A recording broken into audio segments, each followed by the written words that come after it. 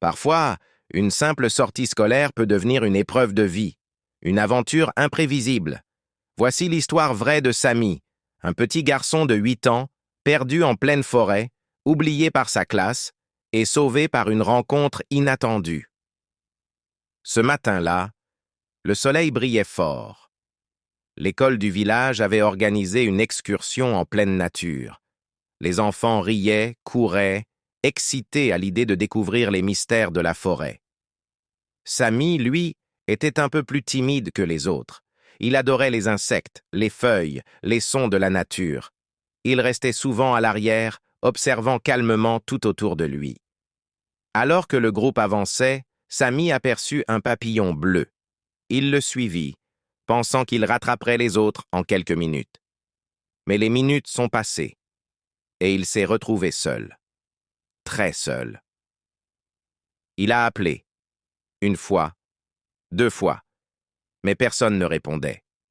Le vent soufflait entre les branches. Le silence était de plus en plus lourd. C'est à ce moment que la peur a commencé à s'installer.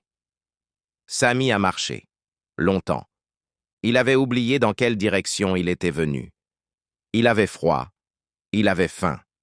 Il s'est assis au pied d'un arbre et s'est mis à pleurer. Le soleil commençait à disparaître, et l'ombre de la forêt devenait de plus en plus sombre. Pendant ce temps, à l'école, la panique. L'enseignante avait fait l'appel. Un enfant manquait. Les recherches ont commencé. Les secours ont été appelés. Les parents, dévastés. Mais à plusieurs kilomètres de là, un vieil homme, solitaire, vivait dans une petite cabane en bois. Ancien garde forestier. Il connaissait cette forêt comme sa poche. Et ce soir-là, alors qu'il préparait son dîner, il a entendu un cri. Faible, lointain, mais bien réel. Il a pris sa lampe, enfilé sa veste et suivi le son. Mètre par mètre, il avançait. Et là, sous un arbre, il l'a vu. Un petit garçon recroquevillé, en pleurs.